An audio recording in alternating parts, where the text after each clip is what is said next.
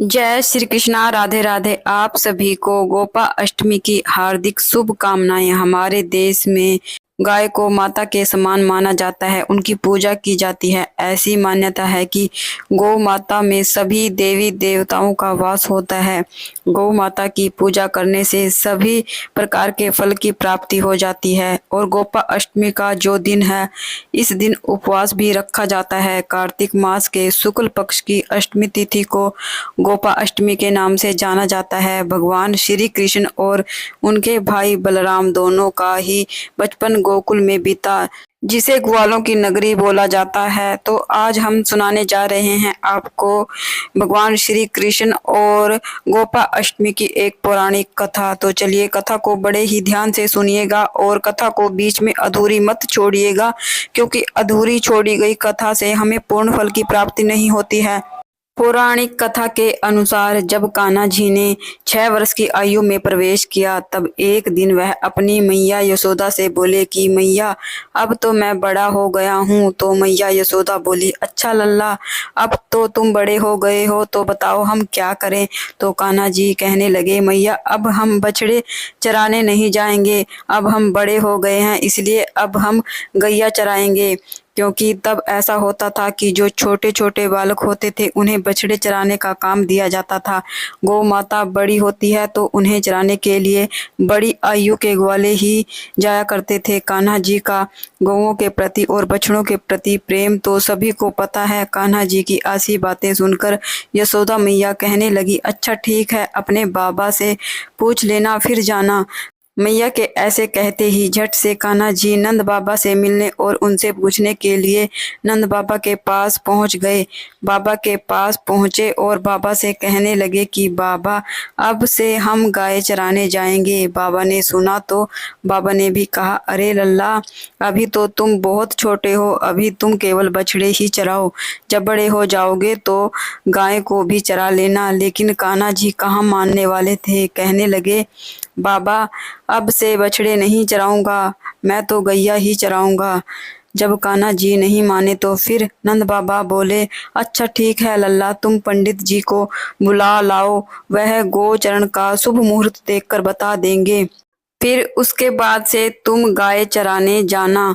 कान्हा जी को बस इसी बात का तो इंतजार था। बाबा के मुंह से हाँ सुनकर कान्हा झट से पंडित जी के पास दौड़कर पहुंच गए और बोले, पंडित जी, आपको बाबा बुला रहे हैं। गौचरण का शुभ मुहूर्त देखना है और एक काम करना है। पंडित जी, आप आज का ही मुहूर्त बता देना। अगर आप ऐसा करेंगे तो मैं आपको बहुत सारा माखन दूंगा। पंडित जी ने जब कान्हा जी के मुख से माखन का प्रलोभन सुना तो पंडित जी समझ गए कि कान्हा जी को तो आज ही गैया चराने की है। अब पंडित जी नंद बाबा के पास पहुंचे और बार बार पंचांग देखकर गणना करने लगे। तब नंद बाबा ने पूछा, पंडित जी क्या बात है, आप बार बार क्या गिन रहे हो।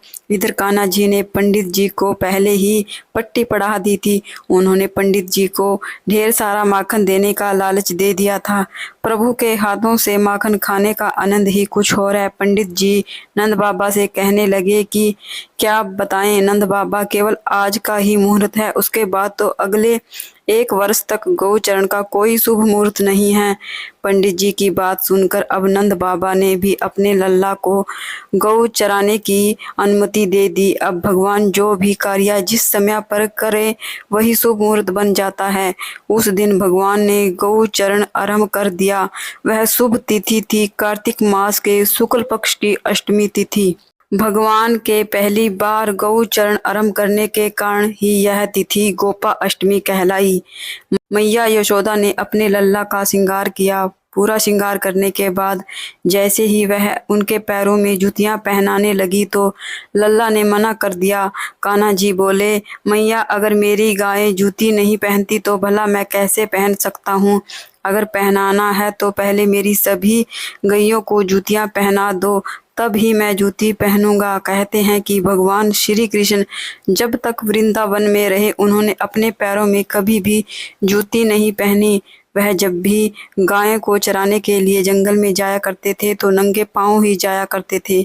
आगे आगे गौवें और उनके पीछे पीछे बांसुरी बजाते हुए कान्हा जी, उनके पीछे पीछे बलराम जी और उनके साथ उनके ग्वाल बाल की सेना चला करती थी। इस प्रकार से विहार करते हुए भगवान ने उस वन में प्रवेश किया। कहते हैं तभी से भगवान ने गौ चरण लीला का आरंभ किया। जब भगवान गायों को चराते हुए वृंदावन तक जाते तो उनके चरणों से वृंदावन भूमि बहुत पावन हो जाती और वह वन गौओं के लिए हरी भरी घास से युक्त एक रंग बिरंगे पुष्पों की खान बन गया था। गोपाष्टमी के दिन गोवर्धन पर्वत, गाय और बछड़े तथा गोपाल जी की पूजा करने का विधान है।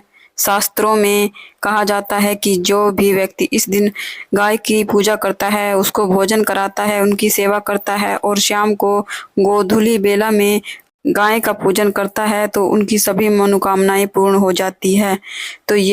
तो भक्तों, इस प्रकार थी गोपा अष्टमी और भगवान श्री कृष्ण की गोपा अष्टमी की यह पौराणिक कथा। अगर आपको कथा अच्छी लगी है तो वीडियो को लाइक कीजिएगा और चैनल को सब्सक्राइब कीजिएगा। कथा पूर्ण होने के बाद जो फूल हमारे हाथ में है, इसको हम भगवान श्री कृष्ण के चरणों में समर्पित कर देंगे और जो जल का लोटा लिया है हमने, इसको हम सूर्य देव को अर्घ दे देंगे।